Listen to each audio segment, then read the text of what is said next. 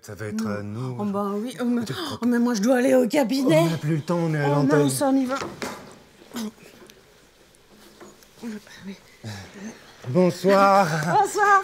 Bienvenue. Moi, c'est Bernard. Micheline. Maman, si tu nous regardes, coucou. On est en direct sur...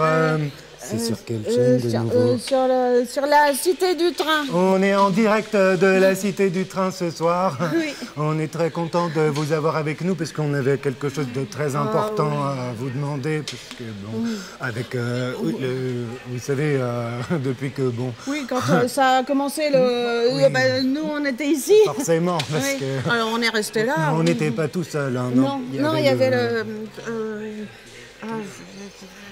le directeur du musée. Le directeur du musée, voilà. Des fois, il surveille ce qu'on fait. Oui, alors du coup, nous, comme bon, on s'ennuie un petit peu, puis on veut pas donner l'impression qu'on fait rien, tout ça, alors on a... on a fait plein de... et puis c'est là qu'on l'a trouvé. Oui, parce que il y a Laurette et Jules qui me font signe en régie. Apparemment, les gens, ils comprennent rien. Bon. Eh ben, en même temps, il faut suivre. Bah oui, hein, non, parce que quand on est en train d'expliquer quelque chose, si personne écoute, on va être obligé de tout répéter deux fois et on s'en sortira jamais. Non, je crois que le plus simple, c'est peut-être qu'on leur explique tout depuis le début. Oui, Parce qu'ils ont l'air un petit peu lents. Ils sont longs à la détente. Hein. Alors... On va vous emmener là où on l'a trouvé, comme ça on vous explique depuis le début. Voilà. Bonne idée, vas-y, file Bernard.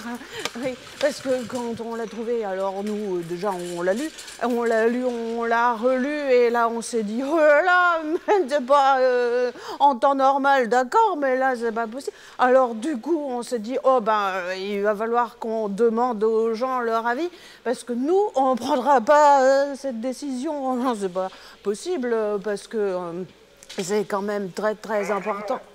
Est-ce que tu me reçois? Je suis en position. Oui, Bernard, bien reçu. Comment on dit déjà? 5 sur 5.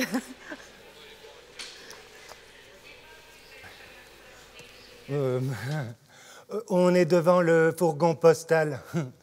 Oui, moi, je le reconnais à chaque fois parce que c'est écrit dessus. Si jamais j'ai un doute, je peux regarder sur le côté, il y a une boîte aux lettres. C'est comme ça qu'on les reconnaît. L'idée de transporter du courrier par les trains s'est apparue dès la première moitié du XIXe siècle.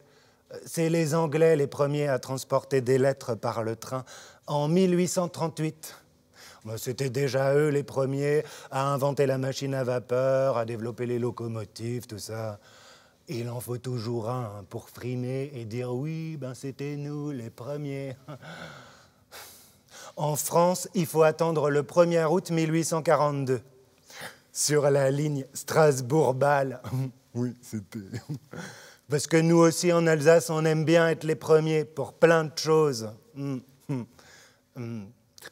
Il faut attendre 3 ans, jour pour jour, pour la première mise en circulation d'un fourgon entièrement dédié au transport et au tri du courrier par la poste. Sur la ligne Paris-Rouen. Ensuite, ils ont construit différents modèles, dont celui qui est derrière moi et qui date de 1933. Ils ont arrêté de les faire circuler dans les années 1990, parce qu'il y a quelqu'un qui a eu l'idée d'inventer une machine qui triait le courrier encore plus vite que les gens qui travaillaient dans ces fourgons. Venez, je vais vous montrer. Alors ici, par exemple, ils avaient accès à la boîte aux lettres qui était sur l'extérieur pour les gens qui voulaient poster du courrier en cours de route. Moi, je comprends pas trop le principe. Non, parce que chaque fois que je vais poster du courrier, je suis toujours en train de courir pour déposer mon courrier avant la fermeture de la poste. Alors vous imaginez si en plus il faut courir après la boîte aux lettres. Parce qu'un train quand même, ça va... Sinon, il recevait aussi des sacs de lettres dans les gares qu'ils pouvaient accrocher ici. Et ensuite, ils n'avaient plus qu'à trier les enveloppes dans les casiers partout, là. Par exemple, ils mettaient les petites enveloppes avec les petites et les plus grandes avec les plus grandes. Des fois, on ne sait pas trop, est-ce que c'est une grande petite enveloppe ou une petite grande enveloppe. Alors bon, on les met avec les moyennes. Et ça chômait pas. Hein. La cadence normale de travail, c'était 500 plis au quart d'heure. Vous imaginez? Moi, j'ai essayé, j'y arrive pas. Le type qui faisait ça, il n'était pas tout seul. Hein. Ils étaient jusqu'à une quinzaine de personnes à travailler dans ces services ambulants. Ils appelaient ça une brigade. Ça en jette. Hein. Oui, qu'est-ce que tu fais, toi, dans la vie? Moi, je travaille à la brigade. Moi, j'aurais bien aimé travailler dans une brigade comme ça. Ils avaient aussi un chef. Oui, parce que, bon, il en faut toujours un qui sait tout mieux faire que les autres. Alors, du coup, il fait rien et puis il dit aux autres qu'est-ce qu'ils doivent faire. Lui, par exemple, il disait toi, tu tries, et toi, là-bas, hein? Céline, tu crois que je t'ai pas vu? Tu tries aussi, et plus vite que ça. Oui, il pouvait faire comme ça parce que lui, il l'appelait le pacha. Alors, on imagine bien. Hein. Il ne devait pas rigoler tous les jours. Hein. Les gens, ils n'envoyaient pas que du courrier par la poste. Je veux dire, pas que des lettres. Ils envoyaient aussi de l'argent. Ben oui, à l'époque où il n'y avait pas encore la banque en ligne, tout ça, les gens, ils envoyaient des billets de banque dans des enveloppes. Et ils en envoyaient souvent. Hein. Alors quand on regroupait tout ça dans les fourgons postaux, ben ça faisait beaucoup, beaucoup, beaucoup d'argent. Et ça, les gens, ils l'ont vite compris. Alors ça a donné lieu à tout un tas de cambriolages, des trucs spectaculaires, comme dans les films de western, des attaques avec des chevaux comme ça. Il y a eu un cambriolage en 1952. Là, lui, il n'a pas eu besoin de chevaux. Ça s'est passé sur la ligne Saint-Étienne-Clermont-Ferrand. On ne sait pas trop qu'est-ce qu'il allait faire à Clermont-Ferrand. Mais en tout cas, le type qui a fait ça, il était tout seul. Mais il a été très très malin. Il est probablement monté à Saint-Étienne, dans la voiture juste après le fourgon postal qui transportait des passagers. Il a dispersé autour de lui plein de produits nauséabonds et il a simulé un état d'ivresse pour faire fuir les autres voyageurs pour qu'ils le laissent tranquille pour préparer son coup. À la station Pont de Dor, il monte dans le fourgon postal armé d'un revolver. Personne ne bouge, tout le monde les mains sur la tête. Maurice, toi aussi là, les mains sur la tête et plus vite que ça ou je tire. Il a parqué tout le personnel de la brigade dans le fond du fourgon pour que personne ne se rende compte de rien pendant les arrêts en gare. Puis pendant le trajet, il a jeté des sacs de lettres par la portière ouverte. Le long de la voie ferrée, à la station Pont de Dor, il s'apprête à sortir du fourgon. Mais il se retrouve nez à nez avec la postière de la gare, qui se rend compte de rien et qui lui tend un sac de lettres à trier. Bonjour madame. Oui, on va trier tout ça, hein, et plus vite que ça. Hein. Merci beaucoup. Bonne journée. Oh, c'était moi une. Heureusement, elle n'a rien remarqué. Mais après, le train, il a repris sa route. Et le type, il n'avait pas d'autre choix que de sauter du train en marche. Aïe.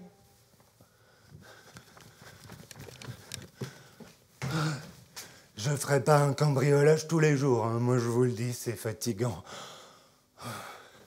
Après, le type, il n'avait plus qu'à remonter la voie ferrée pour récupérer les sacs qu'il avait jetés. Alors évidemment, l'alerte a été donnée dans la gare suivante et la police est partie à ses trousses. Mais ils ne l'ont jamais retrouvé. Ils ont pu récupérer quelques sacs de lettres et c'est comme ça qu'ils ont pu compter et ils se sont aperçus que le type, il était parti avec 2,5 millions sur les 7 millions que transportait le fourgon. 2,5 millions.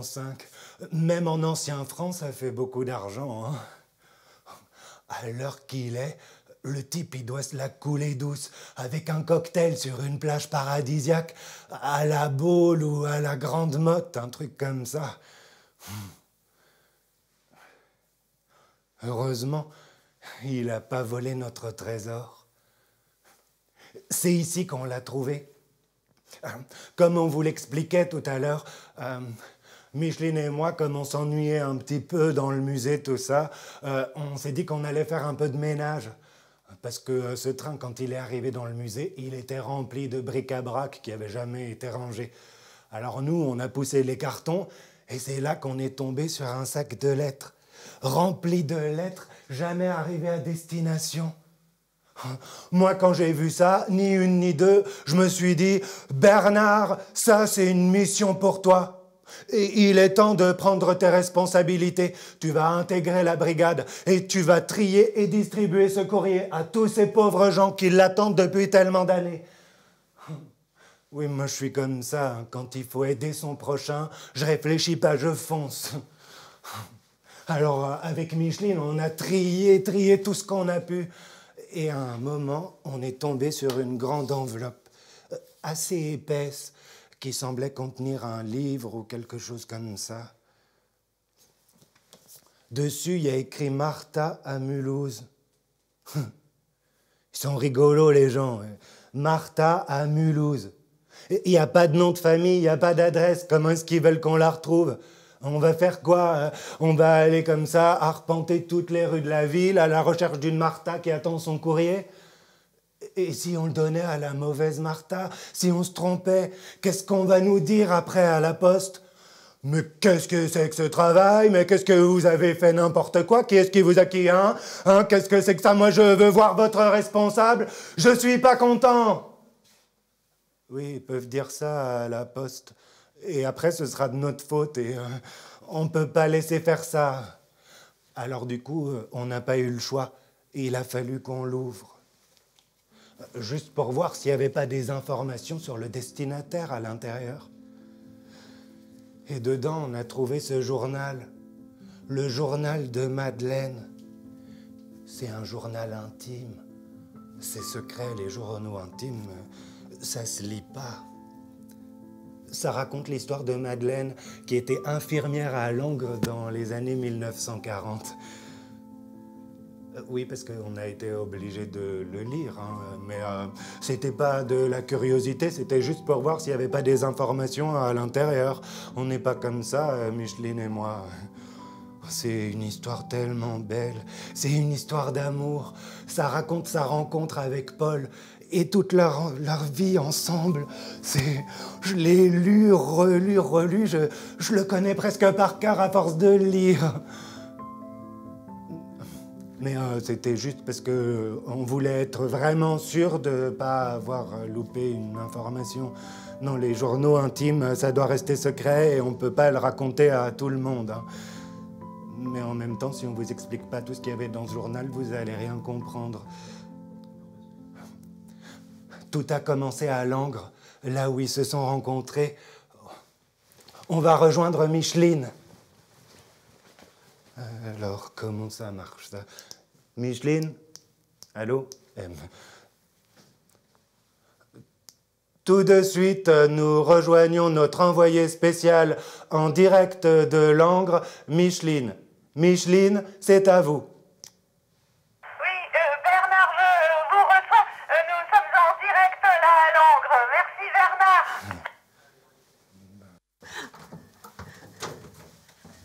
Venez, venez.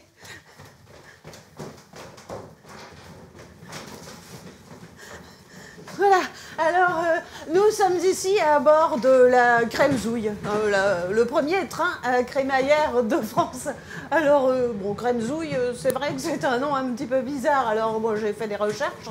Figurez-vous que ça n'a rien à voir avec la crème fraîche, la crème solaire, tout ça, pas du tout. Non, Crème-Zouille, c'est crème comme crémaillère. Alors, rien à voir non plus avec le... Vous savez, quand on prend un appartement, on fait la fête avec les copains, tout ça, on prend la crémaillère. Non, non, non. c'est un train à crémaillère. Et alors, Zouille, Zouille, on ne sait pas trop, hein, en tout cas, ils l'ont appelé comme ça. Alors, train à crémaillère, du coup, il faut que je vous donne un petit peu plus d'explications.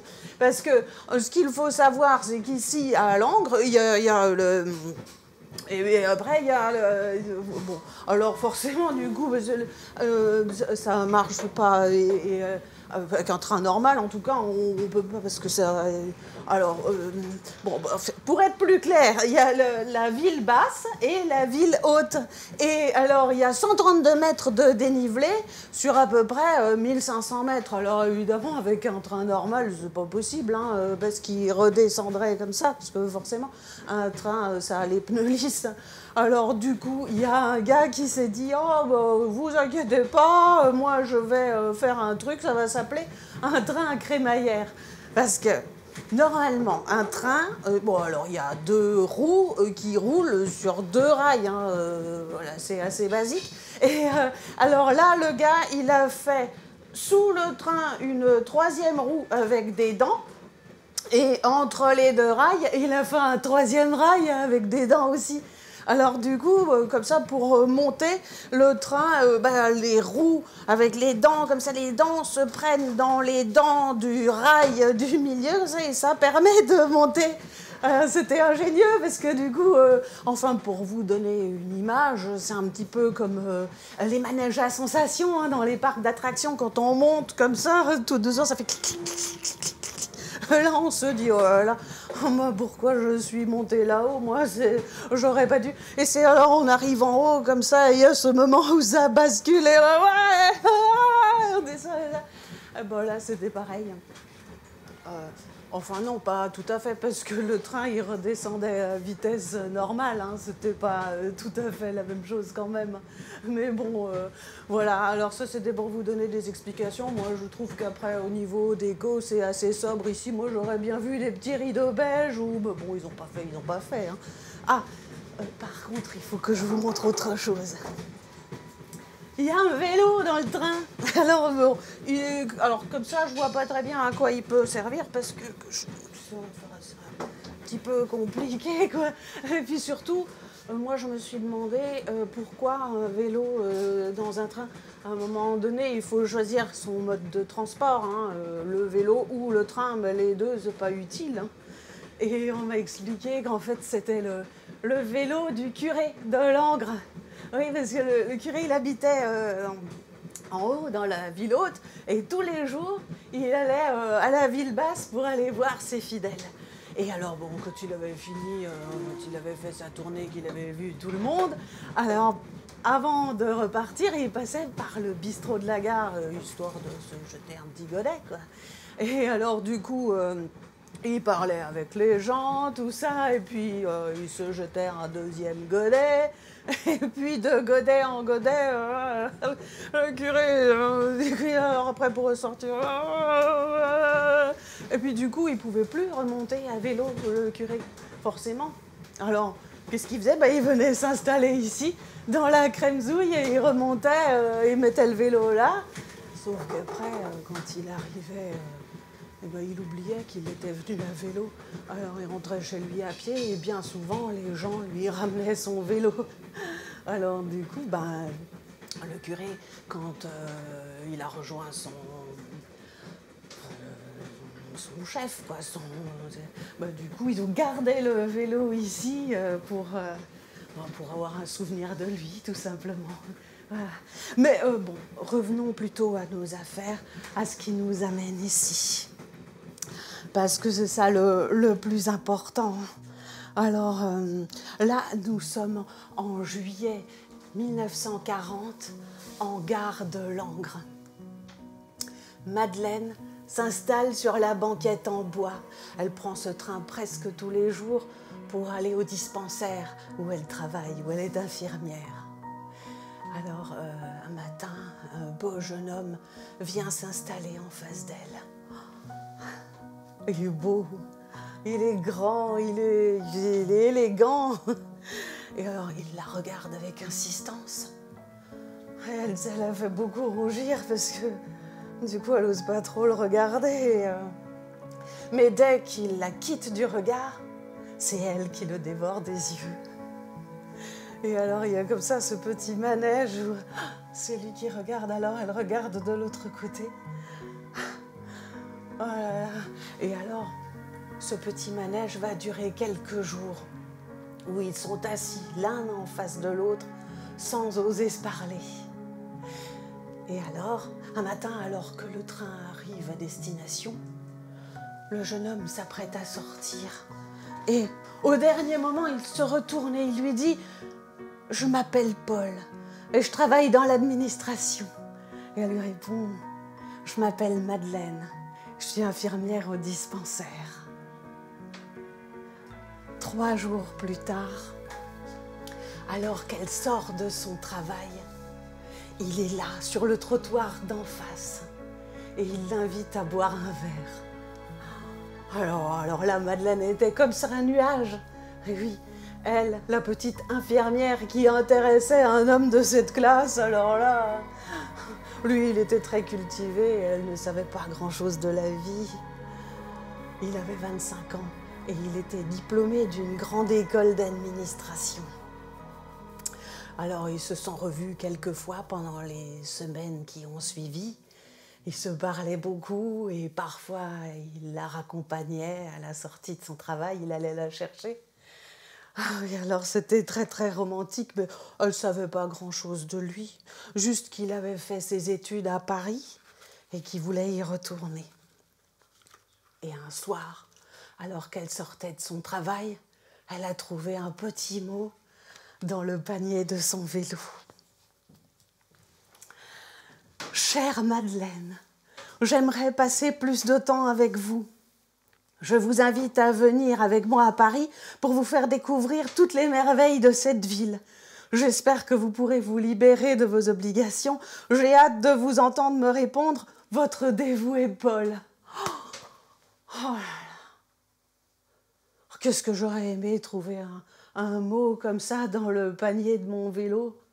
Oh, et vous, vous auriez aimé trouver un mot comme ça dans le panier de votre vélo? Qu'est-ce que vous auriez fait? Par exemple, vous, Claudine, vous auriez fait quoi? Vous y seriez allée à Paris?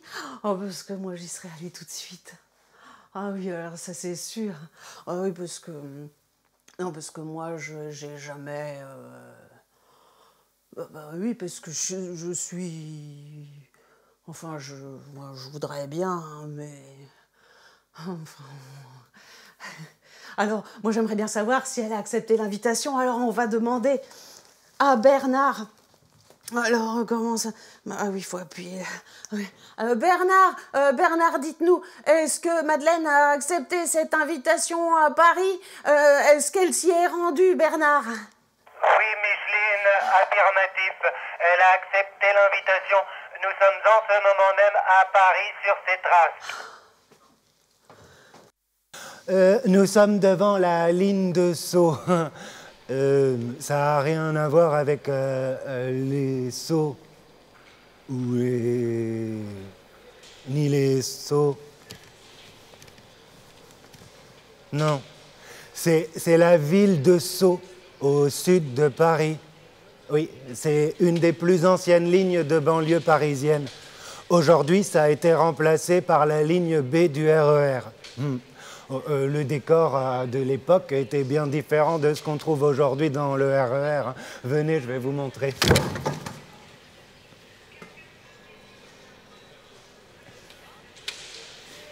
C'est parce que à l'époque, c'était...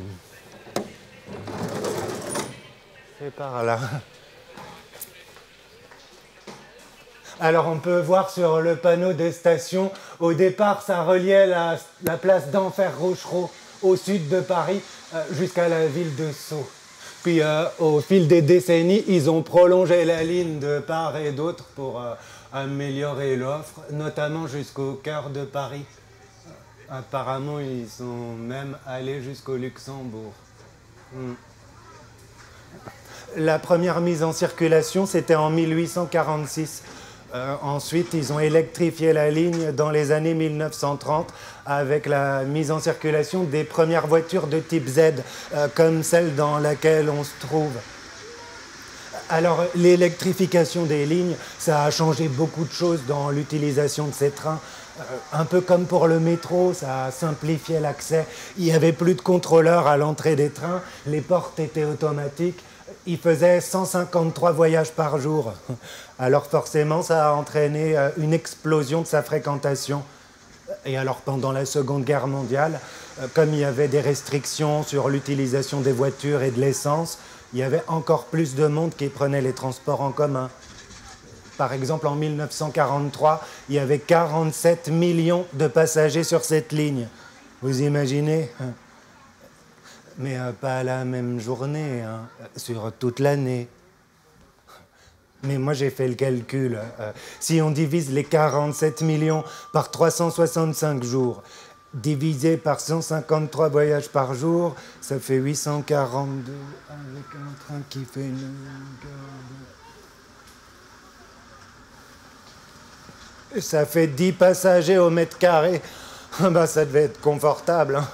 Il n'y avait pas besoin de se tenir, on tenait tout seul.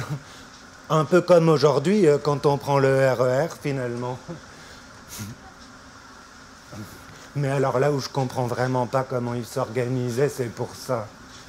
56 personnes assises et 70 debout, c'est écrit. Alors c'est qu'il faut le respecter, mais comment ils faisaient pour gérer ça en permanence? Il fallait une personne à temps plein pour compter, c'est pas possible. Alors attention, messieurs, dames, parce que là, il nous reste 2 places. Oui, madame, asseyez-vous très bien. Quelqu'un d'autre?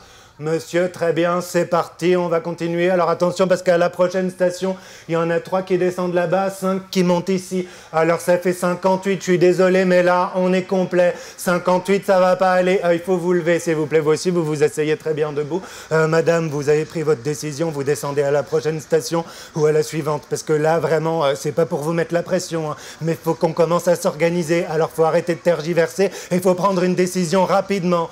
Oui, on reprend la route. Attention, messieurs, dames, parce que là, moi, je vais me lever, mais c'est juste pour récupérer mes clés dans ma poche arrière. Alors surtout, personne ne bouge, tout le monde reste en place. Pas de panique, messieurs, dames.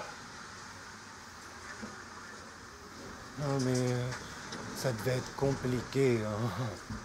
Non, mais moi, je pense qu'aujourd'hui, c'est quand même beaucoup plus simple. Tu montes dans le train, s'il y a de la place, tu t'assois, sinon tu restes debout, puis c'est tout. Hein.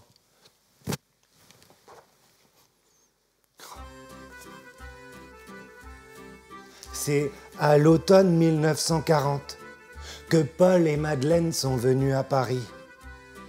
Ils logeaient dans la ville de Sceaux, dans un petit appartement qu'un ami de Paul leur avait prêté. Ils prenaient tous les jours cette ligne pour se rendre à la capitale. Madeleine était émerveillée devant la beauté de cette ville. La ville de lumière, la ville de l'amour, comme lui disait Paul. On était en pleine Seconde Guerre mondiale, mais Madeleine ne ressentait aucune peur. Elle se sentait protégée, en sécurité aux bras de Paul. On les imagine bien, marchant main dans la main sur les bords de la Seine. Tout à coup, ils remontent le quai pour aller visiter Notre-Dame. Une petite escapade jusqu'au sommet du clocher pour observer la ville. Hop, on redescend et on court jusqu'au musée du Louvre. La place de la Concorde. Si on remontait l'avenue des Champs-Élysées en inventant la vie des passants. Au bout de l'avenue, on passe sous l'Arc de Triomphe et on se faufile dans les ruelles. Tout à coup, au détour d'une rue, on l'aperçoit. La tour Eiffel, fière et solide, qui trône au-dessus des lumières de la ville. Demain, nous irons faire un tour en barque sur le lac du parc des Buttes-Chaumont. Ensuite, après une petite balade le long du canal Saint-Martin, on va courir jusqu'au quartier du Marais. Et pendant qu'on est dans le coin, on pourrait aller visiter l'hôtel de ville. Oh, le centre Georges Pompidou, le salon de l'agriculture, Disneyland Paris. Non. Non, parce que le salon de l'agriculture, c'est en début d'année. Et Paul et Madeleine, ils sont allés à Paris en l'automne, donc ça marche pas, je raconte n'importe quoi. Madeleine était en train de tomber très amoureuse de Paul, qui restait, lui, toujours aussi secret. Elle se disait que peut-être il avait peur d'avouer ses sentiments, que ça l'effrayait un peu. Mais pourquoi? Un matin, il lui a offert un poème qu'il avait écrit pour elle pendant la nuit. Elle l'a gardé. Je ne peux imaginer la vie sans votre présence auprès de moi, sans la tendresse de vos paroles et la douceur de vos doigts. Je ne peux imaginer la vie sans votre sourire pour illuminer mes jours, sans votre amour pour réchauffer mes nuits. Je ne peux imaginer la vie sans vous, car mon bonheur, c'est à vous que je le dois. Mon bonheur, c'est à vous que je le dois.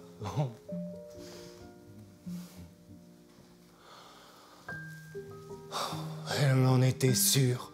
Lui aussi, il était en train de tomber très amoureux. Elle aurait voulu que ce voyage dure une éternité, toute la vie, juste elle et Paul, marchant main dans les rues de Paris. Mais il ne pouvait pas rester en voyage éternellement. Ben non. Comme tout le monde, il fallait qu'il retourne travailler. N'est-ce pas, Benjamin, Leïla, vous connaissez ça aussi, la fin des vacances. On rentre à la maison comme tout le monde. Mais ils sont rentrés remplis de tous ces merveilleux souvenirs qu'ils avaient partagés. On retourne à la maison.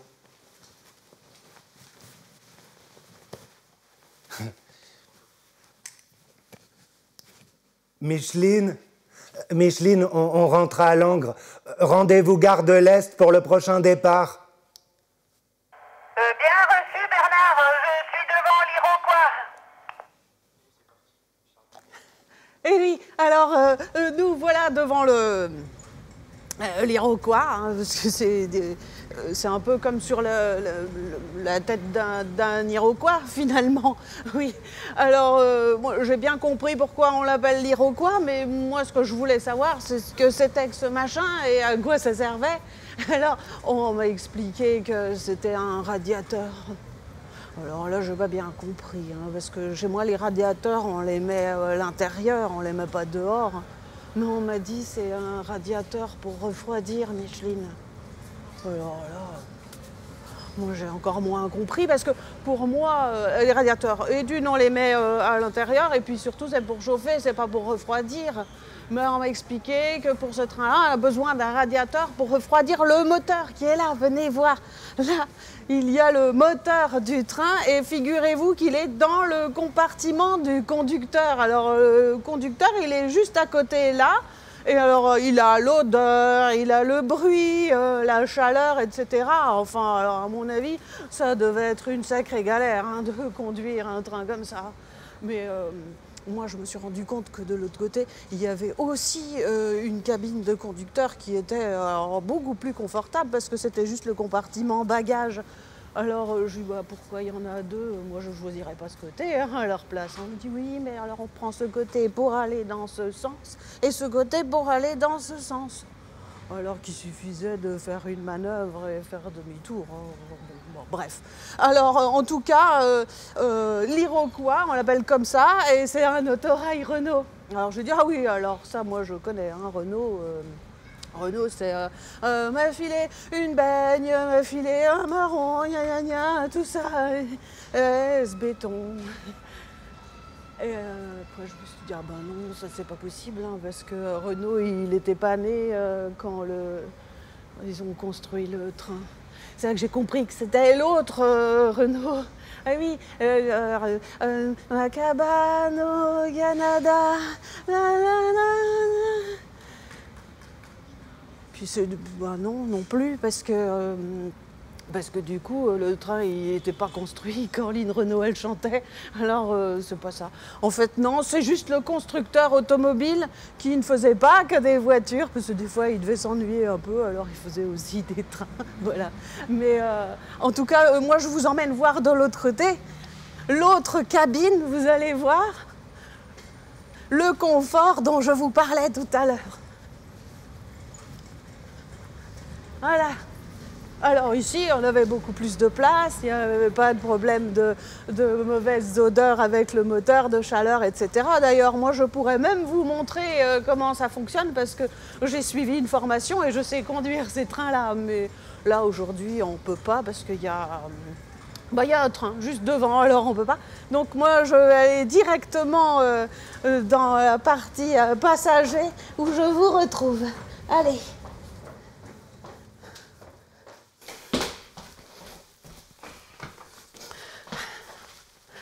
C'est dans ce train-là que Paul et Madeleine ont voyagé pour rentrer de Paris à Langres.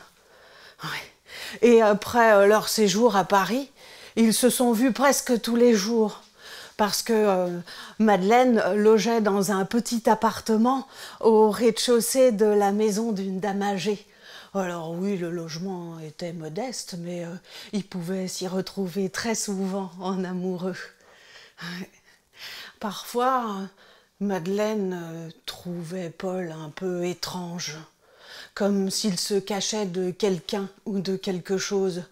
Elle ne voulait pas poser trop de questions parce qu'elle ne voulait pas être intrusive, mais tout de même. Et puis, quand elle lui a posé des questions sur l'endroit où il vivait, il lui a dit « Je vis dans un logement de fonction, mais je ne peux y inviter personne. Ma fonction me l'interdit. » Et puis aussi, souvent, il partait. Il quittait Langres pour de longues périodes pour son travail. Et il disait qu'il partait en mission, sans plus d'explications. Mais alors, quand il partait, il écrivait des lettres à Madeleine. Le 15 décembre 1940. Ma très chère Madeleine, je me languis de vous depuis l'instant où j'ai quitté Langres. J'ai emporté la lumière de votre regard, la musique des mots que vous m'avez dit. Ici, je suis très occupée à accomplir ma mission, mais le cœur n'y est pas. Vous me manquez tant. J'espère revenir avant la fin de l'année, mais mon travail me retient ici. Les jours sont si longs. Les heures traînent, et toutes ces mauvaises nouvelles qui traversent cette guerre, il m'arrive de penser que nous ne nous reverrons peut-être jamais. J'ai peur. Je suis si triste de votre absence. Prenez soin de vous. Je vous aime, Paul. Il en a écrit une autre, le 30 janvier 1941. Ma douce Madeleine, je n'ai pas pu vous écrire pendant tout ce temps. Ma mission est très compliquée en ce moment et je ne peux pas vous en parler. J'aimerais partager avec vous tout ce que je vis, mais cela m'est interdit. Vous devez vous poser 1000 questions à mon sujet et je ne peux y répondre. Ma vie en dépend. Je n'ai qu'une hâte, c'est de vous retrouver et vous serrer dans mes bras. J'espère que tout va bien pour vous. Je vais tout faire pour rentrer bientôt. Vous me manquez tellement, avec tout mon amour, Paul.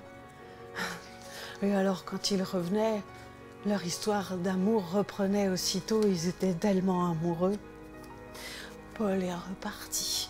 Il a encore écrit une lettre le 9 septembre 1941. Mon amour, me voilà à nouveau éloigné de vous. Tous ces jours passés auprès de vous furent délicieux. Notre amour est si fort qu'il peut traverser toutes les frontières. Dès que ma mission sera terminée, j'aimerais que nous partions tous les deux pour vivre notre amour sous des cieux moins hostiles.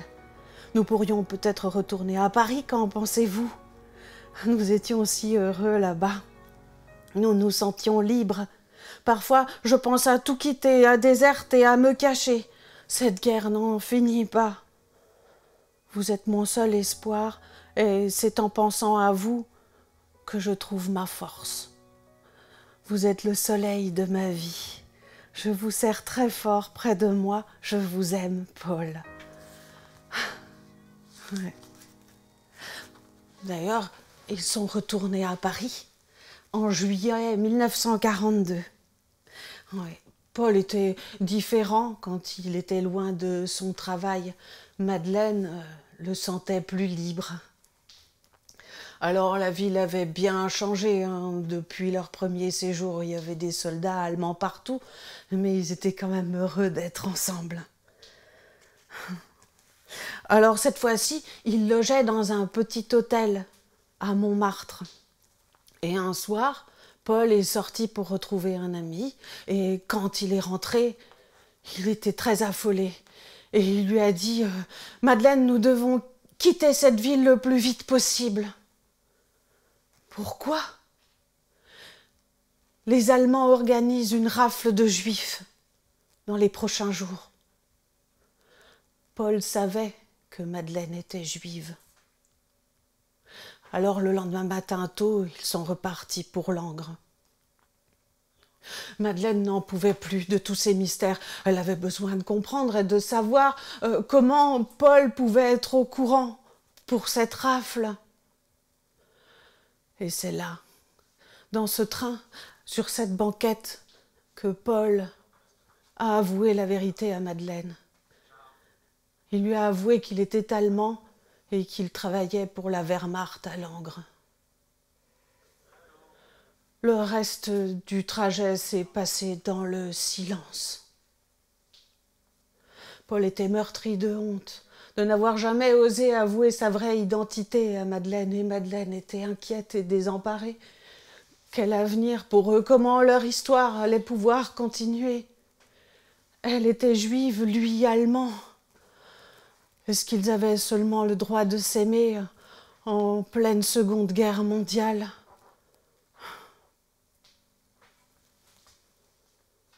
Nous sommes arrivés à Langres.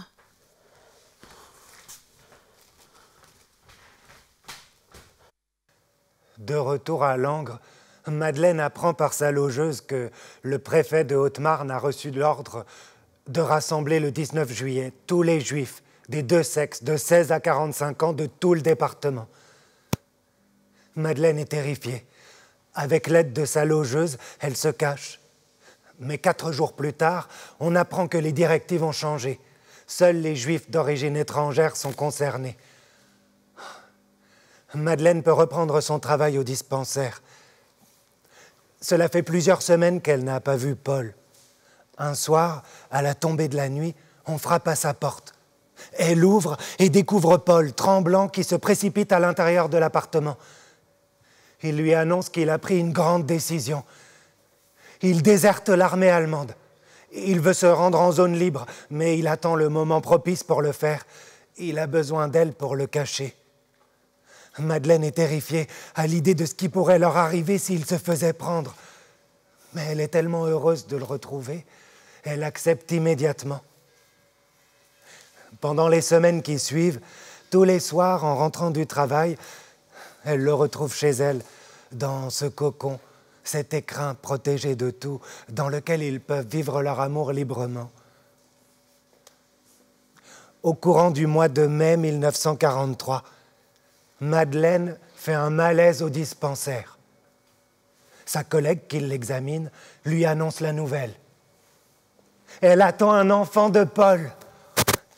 Madeleine est transportée. Elle se précipite à la maison pour lui annoncer la nouvelle. Mais elle trouve l'appartement vide et une lettre sur la table de la cuisine. Mon cher amour, je ne peux pas rester plus longtemps à me cacher. Je pars ce matin pour rejoindre la zone libre. Nous en avons parlé longuement et le moment est arrivé. Cela me fait mal de vous laisser, mais je ne peux rester là sans rien faire. Dès que cette interminable guerre sera finie, et d'après moi cela ne devrait pas durer bien longtemps, vous pourrez venir me rejoindre. Nous pourrons nous marier et fonder une famille. Je nous vois dans une grande maison avec nos enfants. C'est avec cette image que je prends la route et ferai tout pour y arriver. Tout l'amour que nous avons l'un pour l'autre me rend tous les jours plus fort. Dès que je suis là-bas, je vous le ferai savoir. N'ayez pas peur, l'avenir va bientôt nous sourire. Je vous aime de tout mon cœur. Paul.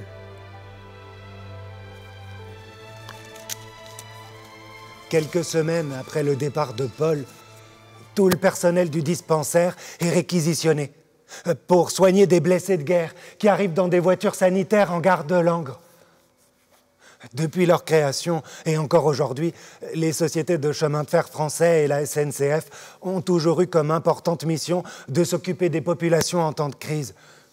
Entre 1929 et 1931, 155 voitures sanitarisables sont construites. Il s'agit de voitures de 3e classe qui peuvent accueillir des passagers, mais qui sont facilement transformables et modulables. Les cloisons sont détachables, les portes centrales sont suffisamment larges pour laisser passer les brancards.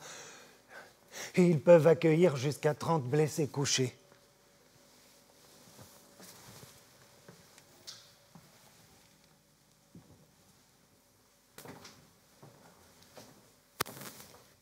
Madeleine, fatiguée par son état et triste de l'absence de Paul, travaillait sans faiblir pour soigner les hommes blessés par la guerre. Certains, une fois soignés, pouvaient repartir et d'autres... Un matin de juillet 1943, un nouveau train sanitaire est arrivé en gare de Langres avec à son bord des hommes blessés qui avaient tenté de rejoindre la zone libre. Alors Madeleine entre dans le train et s'approche d'un brancard. L'homme est dans un état grave et son visage est couvert de sang, mais elle reconnaît immédiatement Paul. Il lui prend la main et lui dit: j'étais presque arrivée de l'autre côté quand ils m'ont tiré dessus. Aide-moi !» Mais Madeleine savait qu'il n'y avait plus rien à faire. Il y avait un trou béant dans sa cage thoracique et les organes vitaux étaient touchés. « Je t'aime, Paul, et je t'aimerai toujours. J'attends un enfant de toi. Il restera une trace de notre amour. » Alors le corps de Paul s'est détendu, son visage s'est apaisé et il est parti. Madeleine a continué d'écrire dans son journal pour elle et pour son enfant. Elle a accouché d'une petite fille le 31 décembre 1943 et l'a appelée Martha.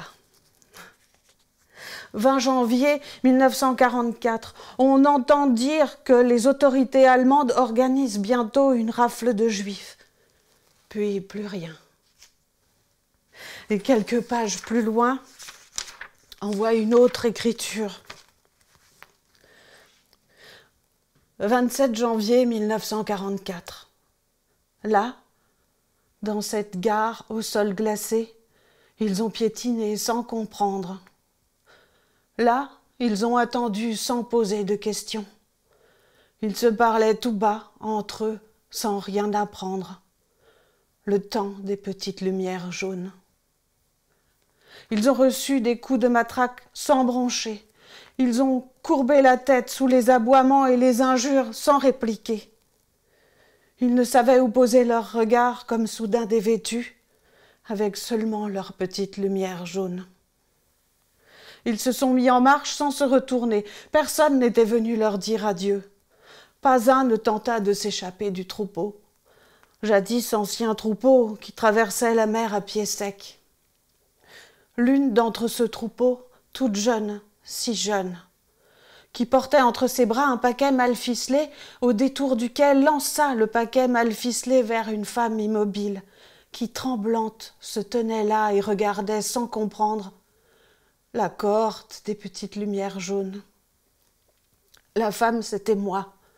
Ils sont tous partis. Ceux qui furent les tiens dont je ne sais rien, tous les autres. De ce pays hospitalier, leur dernière image fut cette gare au sol glacé. Je suis rentrée chez moi avec le paquet mal ficelé. En l'ouvrant, tu étais là, toute petite, toute frêle. Autour de ton poignet, il y avait ton nom, Martha, et ta date de naissance. Quand je t'ai soulevée pour te prendre dans mes bras, j'ai vu un carnet. Le journal de Madeleine.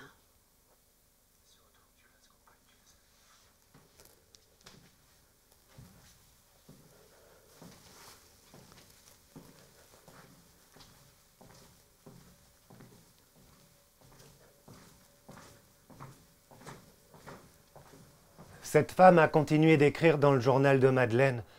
Elle dit qu'après avoir lu toute l'histoire, elle a pris peur. Cet enfant était juif par sa mère et allemande par son père. Quelles étaient ses chances? Comment la protéger? Les rafles continuaient. Il y avait dans la ville un manège tenu par des forains. Ils avaient reçu l'ordre du préfet de quitter la ville et de rentrer chez eux. Elle savait qu'ils se rendaient en zone libre. Alors elle est allée les voir avec Martha et elle leur a demandé de la cacher et de l'emporter avec eux. Ils ont accepté. C'est comme ça que le 30 janvier 1944, le bébé a quitté Langres. Et la femme a encore écrit ceci. Tu es en sécurité maintenant et je ferai tout pour te retrouver et te remettre le journal de ta maman que j'ai caché en attendant ce jour-là. Et plus personne n'a écrit dans ce journal depuis ces derniers mots. Après avoir lu toute cette histoire, on s'est posé des centaines de questions. Est-ce que cette femme avait retrouvé Martha? Probablement que oui, puisque l'enveloppe lui était destinée, mais sans nom de famille ni adresse. Alors peut-être qu'elle n'était pas sûre, que ce soit la bonne Martha ou qu'elle habite réellement à Mulhouse. Oui, et puis pourquoi l'avoir envoyée par la poste? Au risque de perdre l'enveloppe comme ça s'est produit, pourquoi ne pas lui remettre en main propre? C'est en se posant toutes ces questions qu'on a eu le déclic. Oui. Il y a une femme au musée qui tient le manège. Elle se fait appeler Madame Irma. On va souvent lui rendre visite parce qu'elle nous fait rire quand elle nous tire les cartes. C'est vrai. Oui. On a souvent échangé avec elle. Un soir, elle nous a raconté un peu sa vie. Elle nous a expliqué qu'elle avait été recueillie par les forains dans les années 40, près de Langres. Et qu'elle ne s'appelle pas du tout Irma. Son vrai nom, C'est c'est Martha. Martha.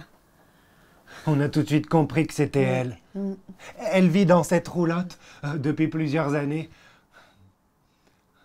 Moi, elle n'est pas là ce soir. Elle est probablement allée rendre visite à sa fille. Oui.